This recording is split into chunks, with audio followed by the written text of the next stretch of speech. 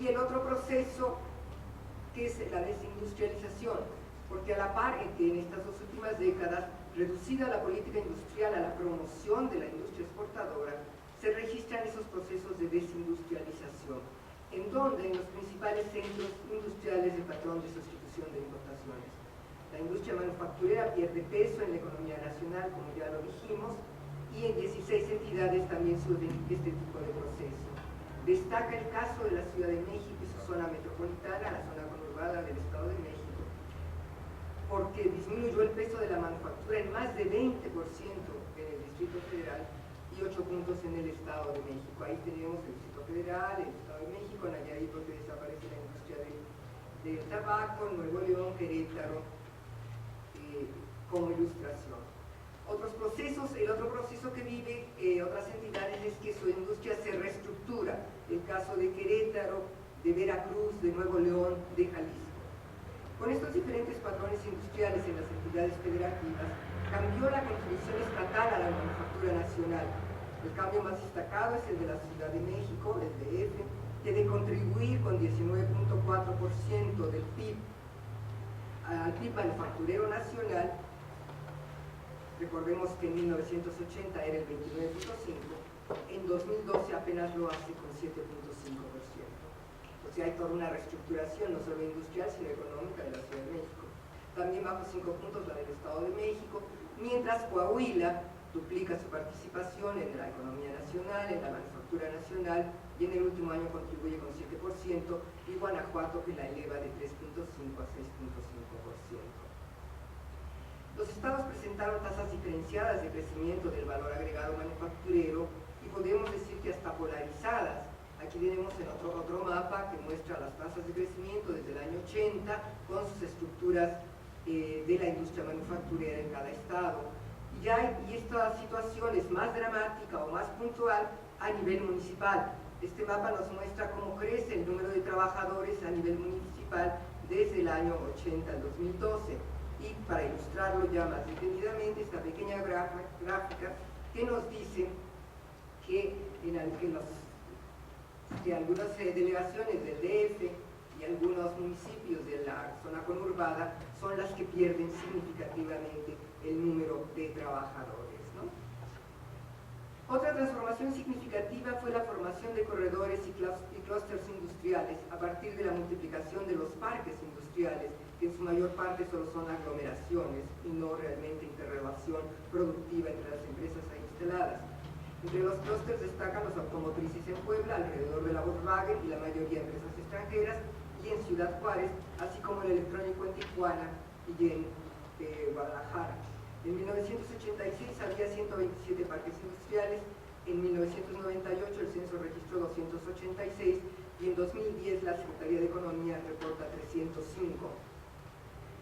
Acompañando a toda esta reorganización y modernización de la industria y del proceso, imagínense la exportación, si ya las cifras de exportación de 300.000 millones de dólares es difícil imaginarlo, tratemos de imaginarlo físicamente, de lo que significa en transporte, lo que significa en tiempo y con toda la revolución del transporte, pues todo esto ha cambiado muchísimo la configuración del espacio nacional y así todo el trabajo de logística es muy importante, no lo podemos ni siquiera ilustrar ahora, pero tenemos así la carretera del Tratado de Libre Comercio y la próxima que será la carretera del Pacífico, ¿no? Que está ya con la conexión de Durango a Mazatlán. INEGI dio a conocer en febrero de este año por primera vez las exportaciones por entidad federativa para el año 2012. Las tres principales entidades maquiladoras concentran 38.8% del total de exportaciones manufactureras del país. Chihuahua 15%, Baja California 12% y Coahuila 12%. Nuevo León contribuye con el 10%, Tamaulipas con el 8%, Jalisco con 7% y el Estado de México con 6%. Hay 9 entidades que concentran 80% de las entidades de la industria automotriz. Destacan obviamente Coahuila, Chihuahua y Chihuahua. Ahora ya el último tema va a ser la empresa manufacturera global. El INEGI dio a conocer el 10 de abril pasado una nueva estadística sobre el valor agregado de exportación de la manufactura global. Un gran problema con la industria maquiladora es su bajo comportamiento de agregado de valor agregado. Insisto, el 3% habrá que hacer en insumos nacionales. señalando que la producción manufacturera global representa la producción que forma parte de las cadenas globales de valor, es decir, de una cadena de producción global. En 2012, dice INEGI, la manufactura global realizó 70% de las exportaciones manufactureras. El valor agregado representó 41.4% de la producción manufacturera total, 19.8% eran insumos de origen nacional y 21.6% de valor agregado bruto. Entre 2003 y 2012, el valor agregado a precios corrientes se duplicó, el superávit bruto de operación casi se triplicó, mientras las remuneraciones de 1.1 millón de trabajadores apenas se aumentaron 32%. El valor agregado de exportación de la manufactura global entre 2003 y 2012 creció 5.8%, una tasa muy superior a la de la manufactura en general. Las dos ramas de la industria automotriz generan casi el 60% del valor agregado de este sector y tienen las más altas tasas de crecimiento, como se ve en el cuadro. La fuerza de trabajo representó a 22.8% del total de la manufactura y está concentrada en la industria automotriz, 25% del total, en componentes electrónicos, 11%, y en dispositivos médicos, destacando que en la confección de prendas de vestir se perdieron 80.000 puestos de trabajo en estos 9 años y en el último año empleaba apenas a 39.500 trabajadores. Recordemos que en el año 2000 la maquila de la confección tenía 300.000 trabajadores, y a la mayoría mujeres. La productividad es un tema fundamental de la industria. México tiene un serio problema de baja productividad y desigual productividad, como todo el país, fenómeno que se ilustra con el dato de valor agregado por trabajador. De la nueva estadística en la manufactura global se calcula una tasa de crecimiento medio anual entre 2003 y 2012 de 5.8 del valor agregado de exportación, de 6.1 para la productividad y tasas negativas para el crecimiento de los puestos de trabajo y de las remuneraciones pagadas. La actividad está concentrada en la automotriz, ¿sí?, que es muy alto y se muestra la desigualdad, ya no me voy a entretener en eso. Es de destacarse que nuevas ramas han aparecido, como la de equipo no electrónico y material desechable, médico, dental y para laboratorio, y artículos oftálmicos, así se dice,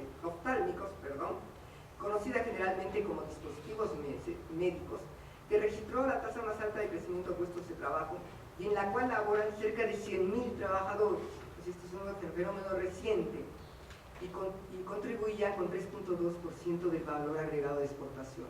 O sea, esta es una rama al viejo estilo maquilador, intensiva en fuerza de trabajo y generadora de poco valor agregado.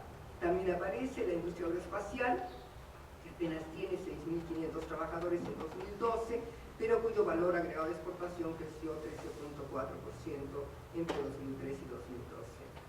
La problemática de la productividad en el país está en gran parte relacionada con una estructura productiva polarizada por la concentración del capital y la parcial modernización tecnológica, que muestra la insuficiente y desigual inversión realizada. Los censos económicos de 2008 registraron que el 92% de los establecimientos manufactureros tenían hasta 10 personas y concentraban 23% del empleo total, versus, o en contraposición, con apenas 1.573 trabajadores, que tienen más de 500 trabajadores, que concentran 42% del personal, 56% de las remuneraciones, 58% del valor agregado. La polarización también se observa en la industria global. La exportación, donde destaca por su productividad 11 ramas, entre ellas la industria básica del hierro y el acero, automóviles, 5 de la química y 3 alimenticias, en contraposición con las ramas que anteriormente eran maquiladoras. Y para terminar, es indispensable recordar que la manufactura global es mayoritariamente de capital extranjero, el cual controla las cadenas globales de valor. Los censos económicos de 2008 registraron los 1.000 establecimientos más grandes de la economía mexicana, 565 de los cuales son de la manufactura y emplean 1.2 millones de trabajadores. De ellos, 43% tienen capital extranjero. Muchísimas gracias.